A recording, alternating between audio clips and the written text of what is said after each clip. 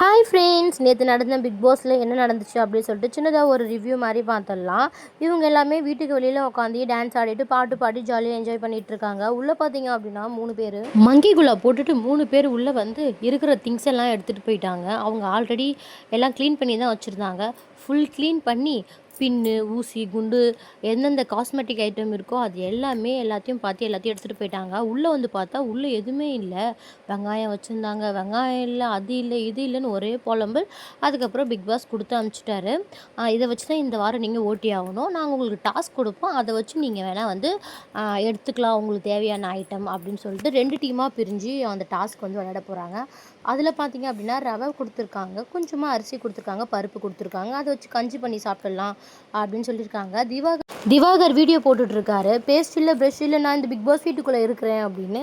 அதுக்கு பிரவீன் வந்து பேஸ்ட் இருக்குது, ப்ரெஷ் இருக்குது, நீங்கள் வாங்க அப்படி சொல்லிட்டு உள்ளே கூப்பிட்டு போயிட்டு அவங்க வந்து பார்த்திங்கன்னா வாய்மையே வெல்லும் அந்த மாதிரி ஒரு உறுதிமொழி எடுத்துகிட்டு இருக்காங்க. உறுதிமொழி எடுத்துகிட்டு இருக்கும் போதே பார்த்தீங்கன்னா வினோத்துக்கும் திவாகருக்கும் சண்டை வந்துருச்சு. பிரவீன் வந்து தடுக்க போகிறாரு, ஆனால் 2 பேருமே வந்து திருப்பி சண்டை தான் போட்டுட்ருக்காங்க. அதை பார்த்தீங்க அப்படின்னா நீ வந்து வினோத்துக்கு சப்போர்ட் பண்ணுற, உன்னோட ஃப்ரெண்டு இல்லை அதனால் நீ சப்போர்ட் பண்ணுற அப்படின்னு சொல்லிட்டு பிரவீன் கிட்ட திவாகர் அவங்க பேசிகிட்டு இருக்காங்க.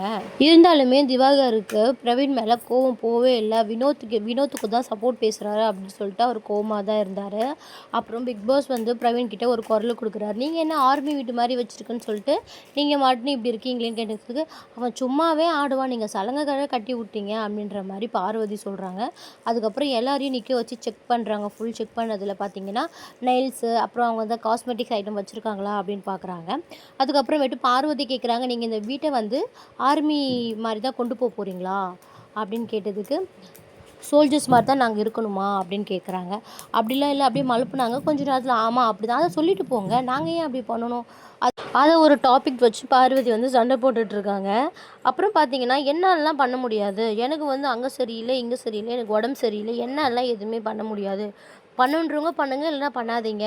அப்படிலாம் சொல்ல, நீங்கள் வாயை மூடிட்டு உட்காருங்க, நீங்கள் எப்படி என்ன வாயை மூடிட்டு உட்காரலாம் அப்படின்னு சொல்லிட்டு சீண்டி சண்டை வலிச்சுட்ருக்காங்க பார்வதி பிரவீன். அதுக்குள்ளே திவாகர் வந்து இவர் இப்படி தான் பேசுவார், இவர் வந்து அவங்க ஃப்ரெண்டுக்கு தான் சப்போர்ட் பேசுவார் அப்படின்னு சொல்லிட்டு திவாகரும் வந்து பேசிகிட்டு இருக்காங்க.